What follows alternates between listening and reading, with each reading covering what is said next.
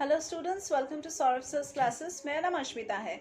आज के क्लास में हम छत्तीसगढ़ पब्लिक सर्विस कमीशन का जो सिलेबस है उसके बारे में थोड़ा सा डिटेल्स में डिस्कशन करेंगे। और क्योंकि बहुत सारे पेपर्स होते हैं तो सिलेबस का थोड़ा सा डिफरेंट डिविजन्स है हर एक पेपर के लिए, तो उसी के बारे में अभी हम लोग थोड़ा सा डिटेल्स में डिस्कशन शुरू करेंगे।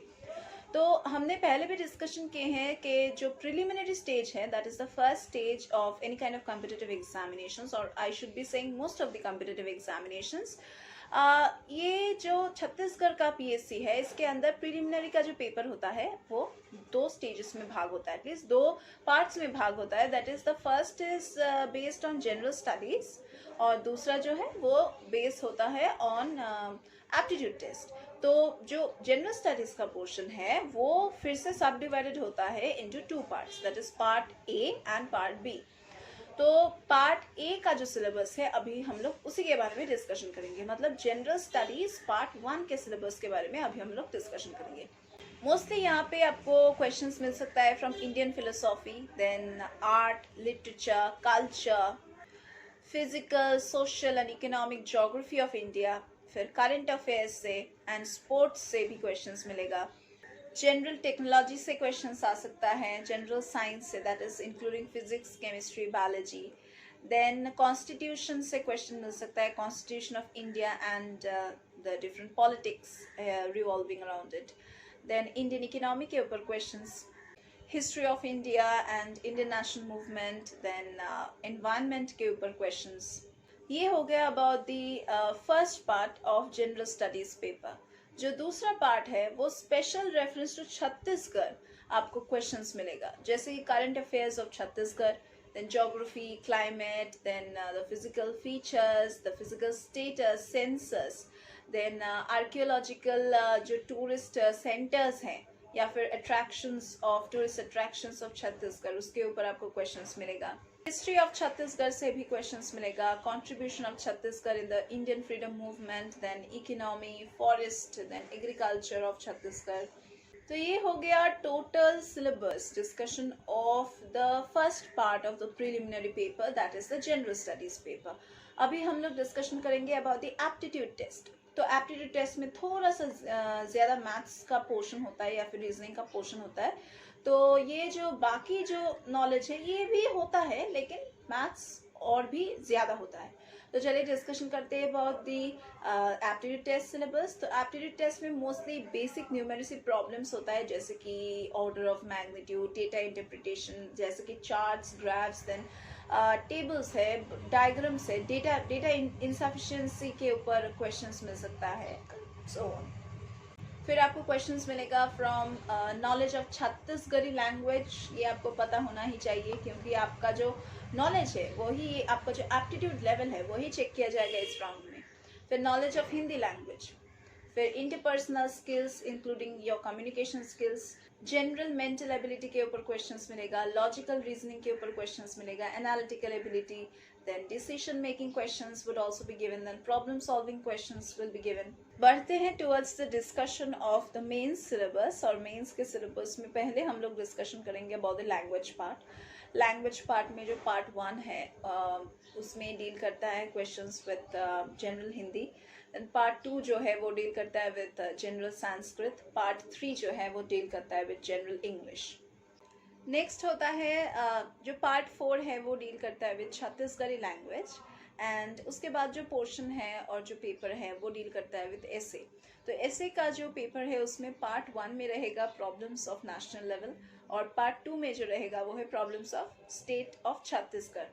अभी हम लोग डिस्कशन करेंगे about the history part, that is the history, then constitution, public administration papers of the mains syllabus और द मेन स्टेज। तो पार्ट 1 में रहेगा history of India, then part 2 में रहेगा इंडियन नेशनल मूवमेंट, पार्ट 3 में रहेगा history of Chhattisgarh and contribution of Chhattisgarh in the freedom struggle, then part 4 में रहेगा constitution of India, then part 5 में रहेगा पब्लिक एडमिनिस्ट्रेशन।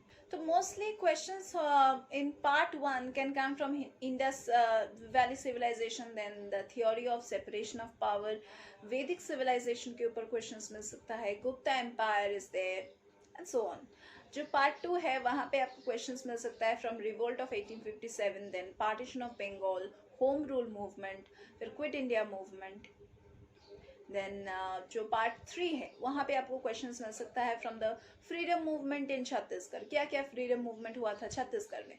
उसके बाद वर्कर्स का क्या इन्वॉल्वमेंट था, पीसेंट्स का क्या इन्वॉल्वमेंट था, ट्राइबल मूवमेंट। फिर कॉन्स्टिट्यूशन ऑफ छत्तीसगढ़ के ऊपर क्वेश्चंस मिल सकता है। पार्ट 4 जो है मेंस पेपर में, मतलब हिस्ट्री पेपर में, उसमें आपको क्वेश्चंस मिल सकता है from fundamental rights and duties. फिर प्रीएम्बल से क्वेश्चंस मिल सकता है, नेचर ऑफ कॉन्स्टिट्यूशन से भी क्वेश्चंस मिल सकता है, directive principles of state policy से भी क्वेश्चन मिल सकता है।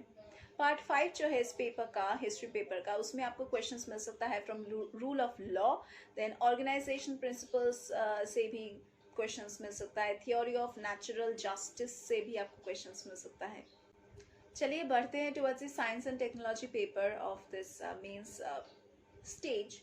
एंड इसमें जो पार्ट 1 है ये डील करता है विद केमिस्ट्री, एंड केमिस्ट्री में आपको टॉपिक्स जो मिल सकता है वो है केमिकल रिएक्शंस के ऊपर, then chemical compounds, acids, bases and so on.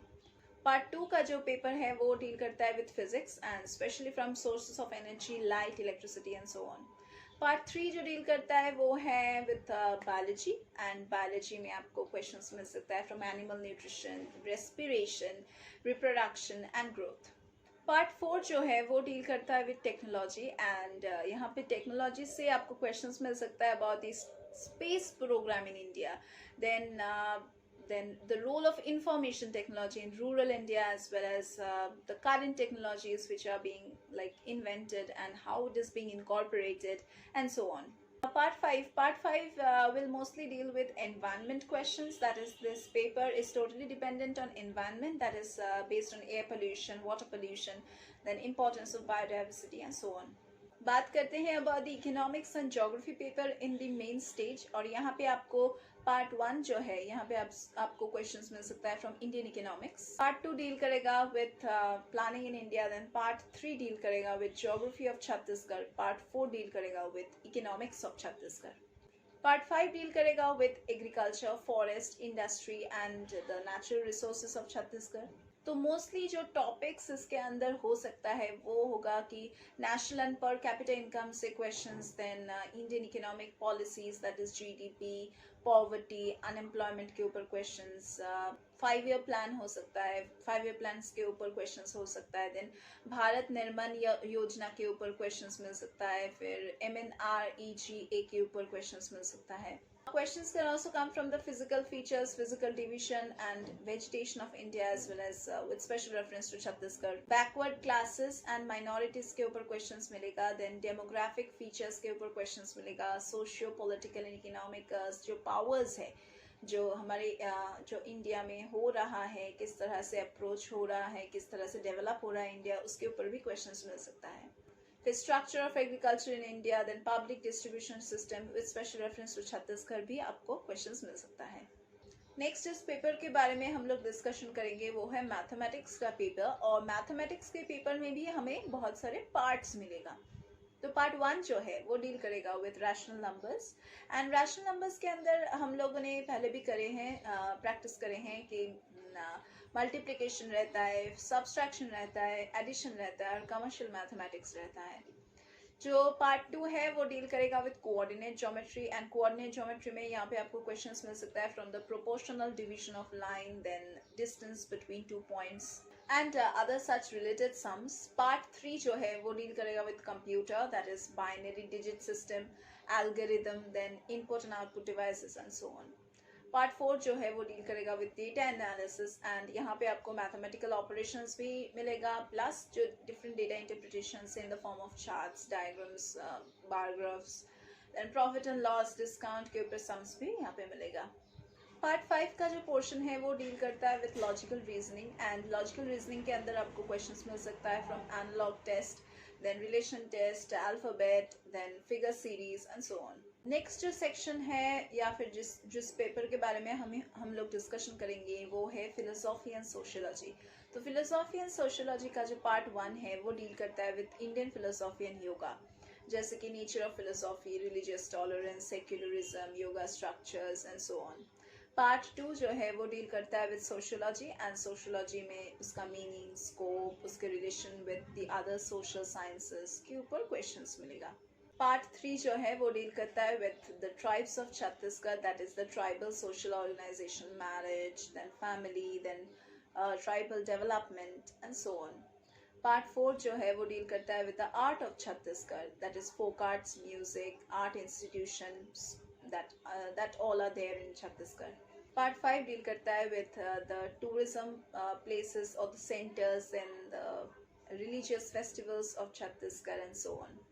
So ये हो गया हमारा जो total discussion था about the mains paper as well as about the syllabus of the preliminary paper, and finally coming to interview round, that is हमने तो discussion किए हैं कि प्रिलिमिनरी में कैसा सिलेबस है, मेंस में कैसा सिलेबस है, लेकिन जो इंटरव्यू का राउंड है उसमें तो कोई प्रेस्क्राइब्ड सिलेबस है ही नहीं। अगर आप ऑफिशियल वेबसाइट पे फॉलो करोगे तो वहाँ पे भी आपको कुछ नहीं मिलेगा अबाउट द इंटरव्यू राउंड और द पर्सनालिटी टेस्ट, लेकिन इसमें भी मार्क्स होता है, इसमें भी आपको सिक्योर करना पड़ता है कुछ मार्क्स, जिसके बेसिस पे आपको कुछ पोस्ट मिलेगा। पहली बात तो आपको एक इंटरव्यू राउंड क्रैक करने के लिए बिल्कुल नर्वसनेस से दूर हटना पड़ेगा और बिल्कुल कॉन्फिडेंस से आंसर प्रिपेयर करके जाना पड़ेगा। इंटरव्यू राउंड के लिए अगर आपको प्रिपरेशन लेना है तो आपको मिरर के सामने प्रैक्टिस करना पड़ेगा किस तरह से बोलना है without any kind of humbling and fumbling. Interview round में अगर आपको अच्छा करना है so you need to be presentable, that is आपका जो बोलने का स्टाइल है वो बिल्कुल क्लियर होना चाहिए, एप्ट होना चाहिए एंड बिल्कुल एक्यूरेट होना चाहिए। मिस्टेक्स तो होता ही है, लेकिन फम्बल करना या फिर मम्बल करना, ये सभी चीज़ें बहुत ही गलत इंप्रेशन देता है इंटरव्यूअर्स के सामने। So be apt with whatever you want to speak and try to be aware of your academics also as well as non-academic backgrounds also, that is आपको जानना है कि आपके जो surroundings है उसमें क्या चल रहा है, that is both on the national front as well as on the international front, that is current affairs of both national as well as international level. So आपको अगर प्रेजेंटेबल होना है तो आपको पहले तो एक अच्छा इंप्रेशन रखना है, that is you need to be punctual. Any kind of excuses like there was a jam, I woke up late in the morning, those are just silly excuses and you get rejected at once. So try to be punctual, that's the very important part of any kind of interview. And obviously आपको aware होना है, आपको knowledge रखना है because you are getting this post, and of course you need to just shoo away your nervousness, you need to practice in front of the mirror so that आपकी जो बोलने का तरीका है वो एकदम क्लियर हो जाए और आप इंटरव्यूअर्स के सामने कोई नर्वसनेस फील ना करें और आपको डर ना लगे कि मुझे क्या बोलना है, किस तरह से बोलना है, इंटरव्यूअर्स कैसे फील करेंगे मैं अगर ऐसे आंसर देता हूँ या फिर उस तरह से आंसर देता हूँ। तो आपको एक क्लियर आइडिया लेके जाना है कि मुझे ये जॉब चाहिए, तो आपको उसी तरह से आंसर देना है, बिल्कुल appropriate answers. So for any kind of preparation, you need a proper guidance, a proper mentor, और हम सॉर्सेस क्लासेस में वो गाइडेंस, वो मेंटोर आपको प्रोवाइड करेंगे। हम यहाँ पे सॉल्व स्टडी मटेरियल्स प्रोवाइड करेंगे, प्लस जो प्रीवियस ईयर्स के क्वेश्चन पेपर्स है उसको भी हम सॉल्व करेंगे। यहाँ पे रेगुलर ऑनलाइन ऑफलाइन क्लासेस का फैसिलिटीज है, लाइव क्लासेस का फैसिलिटीज है। अगर आपको लगता है कि you do not need the regular classes, you only want to do self study, then you can also join our doubt clearing classes. Doubt clearing classes में हम लोग important topics का discussion करते हैं, plus आपके doubts को clear करते हैं, and of course with special assistance.